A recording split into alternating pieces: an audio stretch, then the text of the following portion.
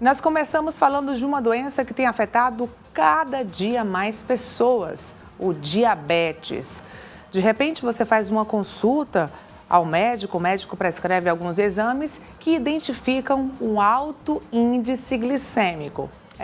O problema chegou e, pelo que se sabe até hoje, o diabetes não tem cura. É preciso ser muito bem controlado. E a alimentação é fundamental nesse processo de controle. E tem algumas novidades por aí.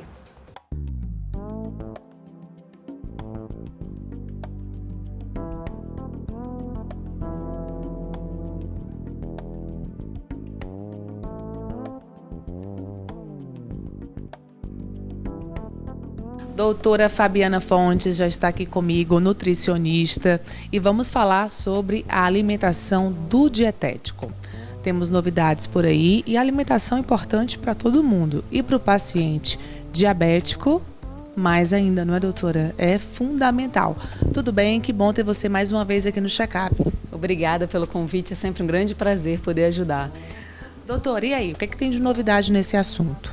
Bom, a alimentação do diabético, com o passar dos anos, a gente estudou bastante, através até de artigos científicos, a gente viu que várias coisas mudaram.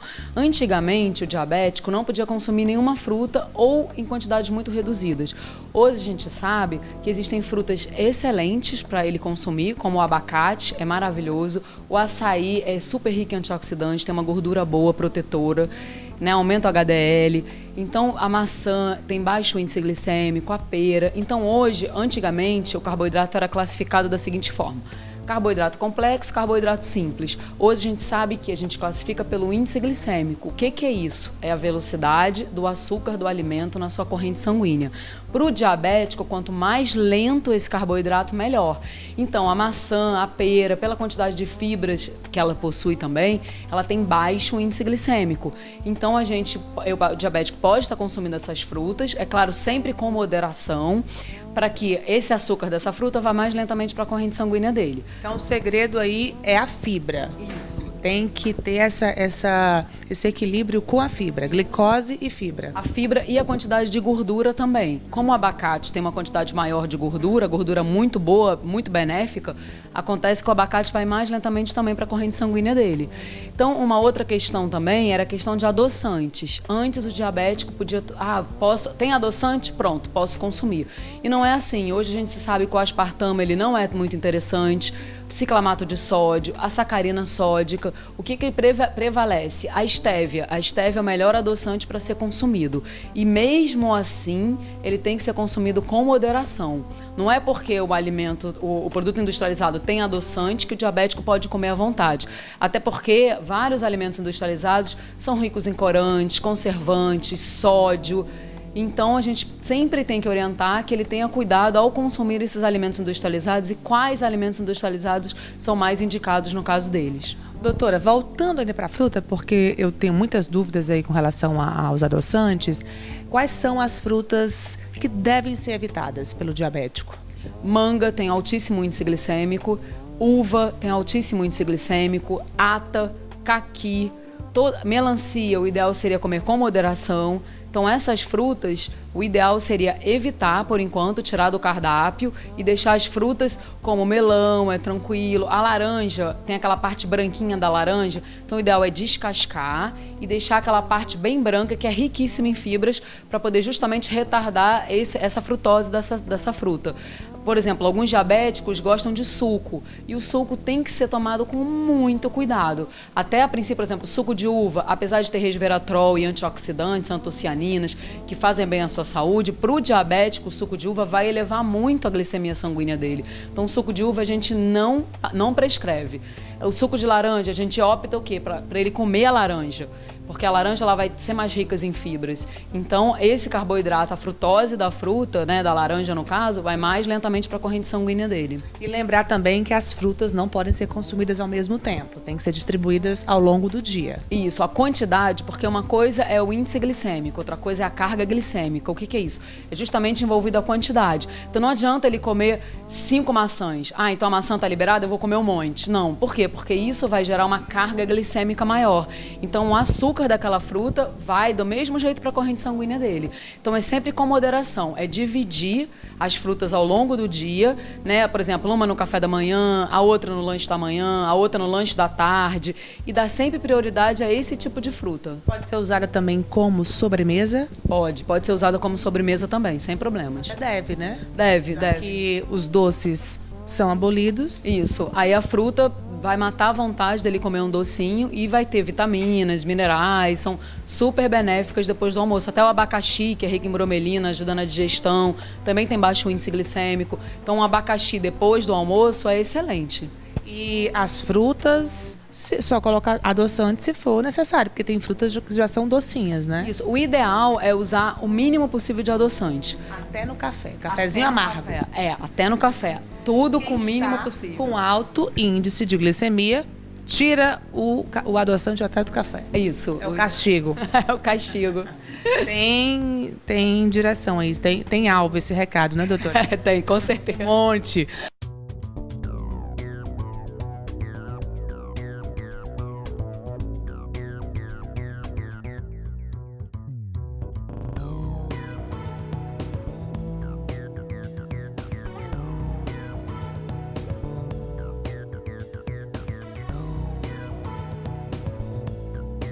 Doutora, voltando para o adoçante agora.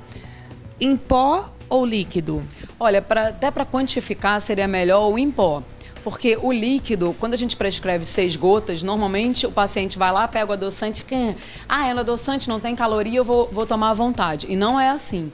Então, o ideal seria um sachêzinho de adoçante. A melhor opção é stevia e a talmatina, agora já tem no mercado.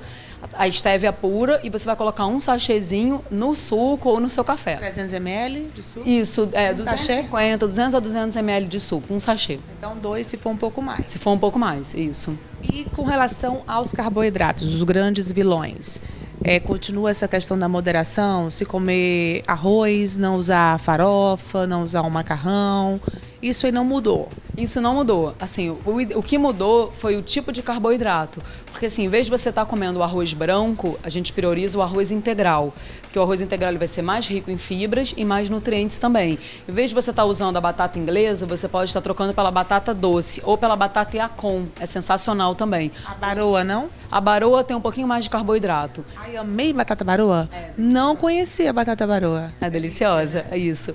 Então o ideal seria assim, você vai comer o arroz... É mais doce. É mais doce, é mais doce. Então você vai comer arroz, você tira a batata, ou você vai comer o macarrão, opte por macarrão integral, também é mais rico em fibras. Quanto mais refinado o alimento, mais pobre ele é, tanto de nutrientes quanto de fibras. Então sempre optar por essa parte integral. Agora tomar muito cuidado porque existem vários pães que você acha que é integral e quando você vai ler o rótulo, é farinha enriquecida com ácido fólico e ferro. Então é uma farinha escura. E aí o aspecto parece ser integral, mas aquele alimento ele não é integral. Então pão tem que saber escolher. Pão tem que saber escolher. E olhar também o rótulo, né? O rótulo é muito importante. Se for o pão francês, o carioquinha tira o miolo. Isso, o ideal seria, se você quiser, tá com um desejo enorme de comer um pão francês, você come, só que você tira o miolo e adiciona um azeite. Sempre que você adiciona uma gordura no alimento, esse índice glicêmico, essa velocidade de açúcar, ela cai também. Então, como o azeite é uma gordura monoinsaturada excelente, você pode comer o seu pãozinho e você adiciona um pouquinho de azeite naquele pão. Azeite faz muito bem, né? Faz. Doutora, agora sim.